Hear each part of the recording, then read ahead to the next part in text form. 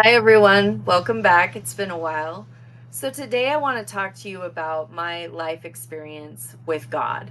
I feel like it's important for me to be transparent with you guys that there was a time in my life where I questioned God's goodness. And I think it's important that all of you out there know that there's other people out there that have also questioned God's goodness and not to be ashamed of that because you know what?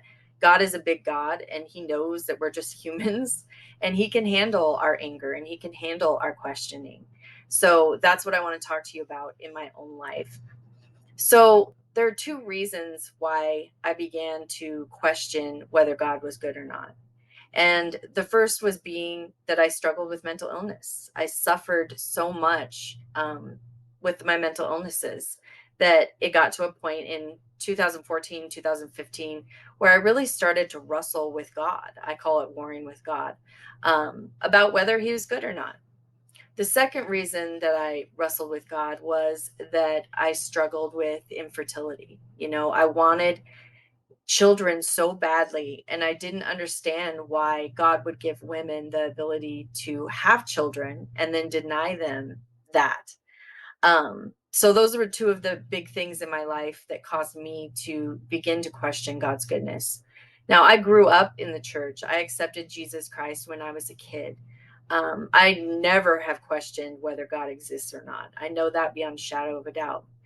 But I did have a time where I questioned whether he was good or not. And I'll tell you what I found, what my conclusion is here in a few minutes. Um, but I wanted to read to you a poem I wrote during this period of time. Now, I have a bunch of journal entries and poems that I could read to you, but I didn't want to overwhelm you. So I'm just going to read one of them. And it's called I Have Served You. I go to church, I worship and pray, yet you watch from heaven as I suffer day after day. I question if you are a loving God. I question if you really care. When all I feel is heartache and it seems so unfair. Tell me, what will I gain by taking the narrow path when all I seem to gain is your wrath? I don't know if I believe the words you have spoken because you have allowed me to be so shattered and heartbroken.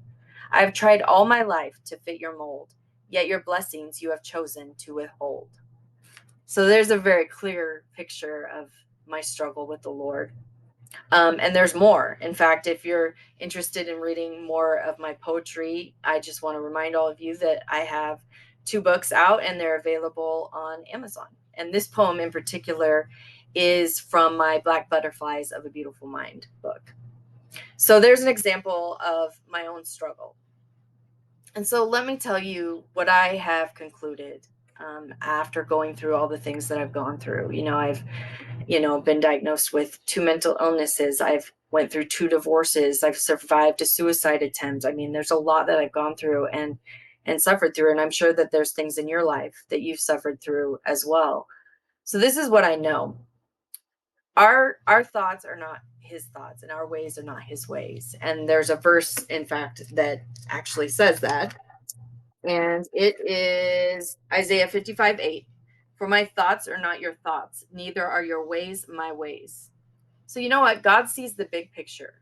He's looking down from the sky. He sees everything that's going on.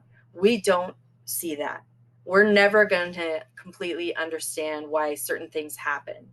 Only God knows that. So that's the first thing that I've concluded. His ways are not our ways. His thoughts are not our thoughts.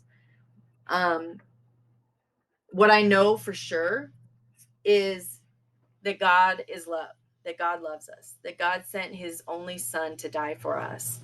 And if you ask me, that sounds like a good God, that he loved us so much to sacrifice his own son so that we could be saved.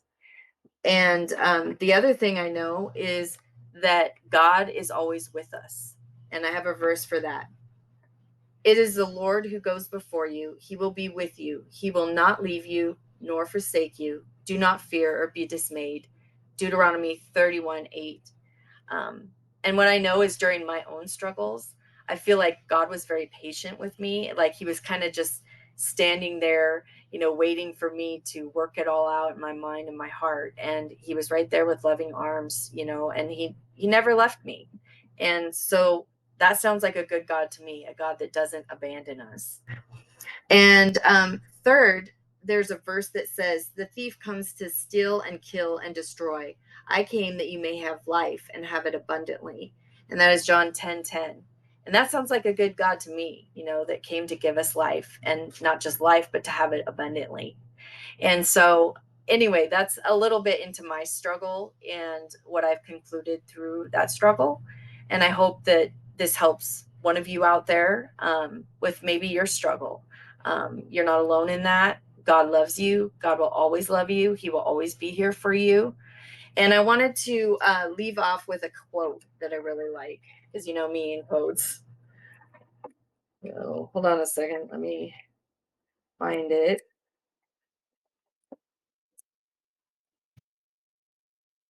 Okay, here it is.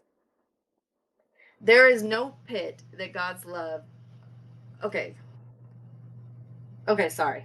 There is no pit that God's love is not deeper still. And that is by Corey Ten Boom.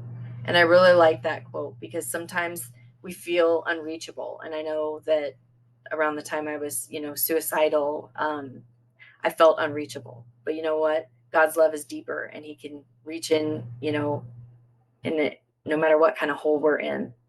And so, anyway, thanks for joining me, you guys. Thanks for watching. Make sure to subscribe, and I'll see you next time.